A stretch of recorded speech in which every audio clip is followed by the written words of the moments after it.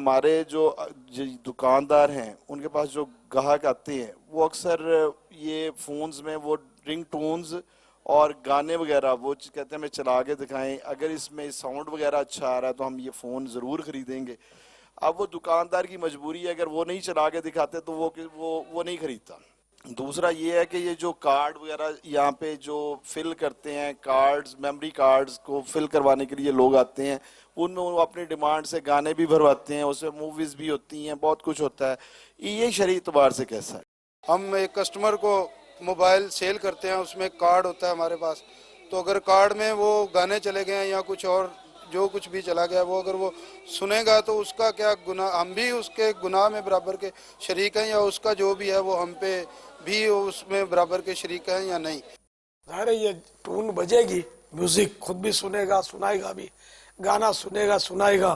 پھر گانا چیک کروانا کہ سن گانا، اپنے سننے کا گناہ، اس کو سنانے کا گناہ، یہ تو گناہ بھرا انداز ہے. اچھا اب ایسا موبائل بیچنا کیسا فون جس میں گانے ہیں؟ کوئی بھی شاید ایسا موبائل فون تو نہیں ہوتا ہوگا جس میں میوزیکل ٹون نہ ہو، یہ بکتا ہی نہیں ہے یہ.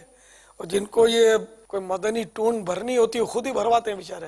کا مطلب بکتا تو نہیں ہے. یعنی گانے وہ سنے نہ سنے اس کا فعل ہے، کیونکہ بعض لوگ نہیں بھی سنتے نا، ایک تعداد ہے جو مذہبی ذہن کے ہوتے ہیں وہ گانا نہیں سنتے، وہ بدل دیتے ہیں، کچھ نہ کچھ اپنی ترکیب کر لیتے ہیں. اصل میں وہ ایک قاعدہ بھی ہے شریعت کا کہ معصیت بھی عین ہی اس سے قائم نہیں ہوتی. جیسے وہ لکڑیاں بیچنے کا مسئلہ ہے کہ کس کو لکڑیاں بیچ رہا ہے، اس اعتبار سے تو بیچنا جائز ہے اس کا، وہ اپنی نیت یہ رکھے کہ میں موبائل بیچ رہا ہوں. جب آپ دوسرا یہ ارشاد فرمائیں کہ جیسا اب یہ موبائل ٹون چیک کرائے بغیر تو وہ لیں گے نہیں کہ ساؤنڈ کیسا ہے، تو اب کیا کرے، وہ کیا چیک کروائے؟ یہ گانے کی ٹون جب چیک کرائے گا تو یہ تو سرحد ہو گئی نا کہ گانے کی چیز بیچ رہا ہے اور پھر سنا رہا ہے، سن رہا ہے. اب وہ کوئی مطلب شراب پی کے دکھائے یا شراب پی کے چیک کرے کیسا نشہ آتا ہے، یہ کہاں کی اجازت ملے گی؟ گانے کی ٹیون تو یہ میوزک ٹیون تھوڑی چیک کراتے ہیں. یہ شاید میں جو سمجھا ہوں وہ یہ ہے کہ یہ تو وہ کریں گے اپنے میوزک یا گانا سنیں گے اس کے اسپیکر سے، کہ اس کے اسپیکر سے جو گانا یا میوزک آ رہا ہے وہ گانا میوزک کا اسپیکر کیسا ہے اور اس کی پرفارمنس کیسی ہے. گھنٹی یا ٹیون تھوڑی یہ کوئی چیک کرنے کے لیے شاید یہ اسپیکر کا استعمال دیکھتے ہوں گے. دونوں صورتیں ہو سکتی ہیں نا یہ صاحب. چلیں دونوں ہیں تو اس کا حل باپا کوئی ہو سکتا ہے دوسرا، نعت وغیرہ کی صورت میں کہ نعت بھر کے رکھ لے اور اس کو سنا دے. وہ تو یہ قبول نہیں کرے گا، اگر بھر بھی دی تو قبول نہیں کرے گا، اس کو تو سننا ہی گانا ہے نا. نہیں، اگر فقط اس کو ساؤنڈ چیک کروانا ہے، بھائی ساؤنڈ چیک کرنا ہے نا، تو یہ دیکھو ساؤنڈ اس میں نعت میں یہ کس طریقے کا آ رہا ہے. باپا جی جی، یہ بیچنے والا اگر گانے سے اور فلموں سے اور میوزک سے بچنے والا خود ہوگا نا تو یہ بیچتے وقت بھی ان تمام چیزوں کا اہتمام شاید کر لے گا. لیکن مسئلہ یہ ہے کہ یہ خود موبائل فون بیچنے والا پہلے اپنے سے پوچھے کہ آیا یہ خود میوزک سے، گانوں سے، فلموں سے بچنے والا ہے یا نہیں ہے.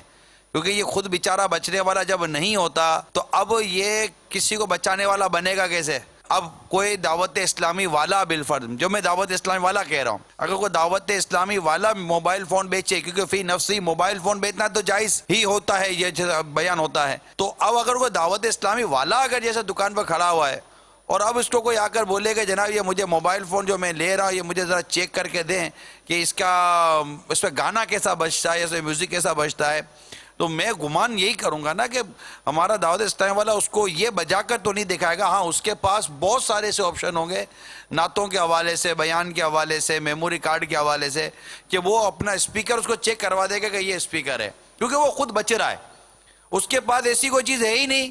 اور وہ منع بھی کرے گا تو سامنے والا سمجھ جائے گا کہ یار یہ کیسے ہے. اچھا پھر اس سے لے گا بھی شوق سے، کیونکہ جو اس طرح گناہ سے بچ کر اپنا مال بیچنے کے لیے جب اس کے سامنے رکھے گا تو خریدار کو ویسے بھی اس کے اوپر ایک اچھا سا اعتماد بھی بیٹھے گا کہ یار یہ گناہ سے بچنے والا آدمی لگتا ہے، لہذا یہ مجھے ڈنڈی بھی نہیں مارے گا. تو بیچنے والا خود پہلے غور کرے کہ اس کا اپنا گناہ سے بچنے کا، میوزک سے بچنے کا، گانوں سے بچنے کا، موسیقی سے بچنے کا اس کا اپنا رجحان کتنا ہے. ماشاءاللہ بہت اچھے اپنے اس میں مشورے دیے. پہلے سے ہی نعت بھر کر یا کوئی اس طرح کی بیانات اس کو سنائے اور مسئلہ بھی سمجھا کہ میں نے یہ اس لیے کیا ہے. کہ میں کیسے گانا سنوں, یہ تو گناہ ہے. جیسے کہیں گانے کی آواز کا شور ہے اور اپنے کو پریشانی ہو رہی ہے تو اس کو کہنا بھائی گانے کی آواز کم کرو, تو یہ کہنا جائز نہیں ہے.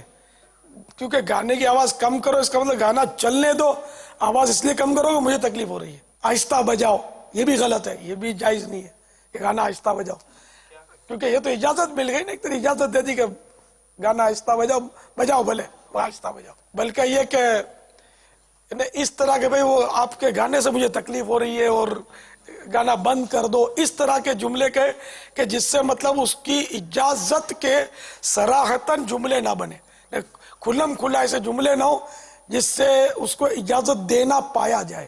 یہ باریکی ہے.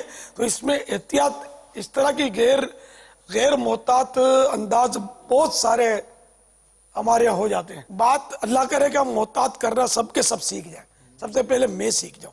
تو ہر چیز میں اگر وہ نا پہلے تولو بعد میں بولو, یہ کیا بولنا ہے یہ پہلے سے غور کر لینا تو شاید کافی ترکیب بن جاتی ہے. تو چاہے موبائل فون کا کاروبار ہو, چاہے کپڑے کا کاروبار ہو, چاہے کرانے کی دکان ہو, سب کو چاہیے کہ کسی مفتی کے پاس جا کر اپنا کاروبار جو بھی کر رہا ہے وہ اس کو بتائے کہ میں یہ کر رہا ہوں اور مجھے کیا کیا کرنا ہے, اس میں کس کس چیز سے بچنا ہے, میں یوں کروں تو کیسا, میں یوں بیچوں تو کیسا, میں یوں کروں تو کیسا. یوں سوال جواب کر کے جا کر سمجھ لیں. دنیا بھر کے معاملات سمجھتے ہیں. ایک چھینک آتی ہے تو بھاگتے ہوئے ڈاکٹر کے پاس جاتے ہیں, ڈاکٹر صاحب آج مجھے 3-4 چھینکیں اکٹھی آ گئی ہیں, کوئی مسئلہ تو نہیں ہے. سمجھانے کے لیے عرض کر رہا ہوں.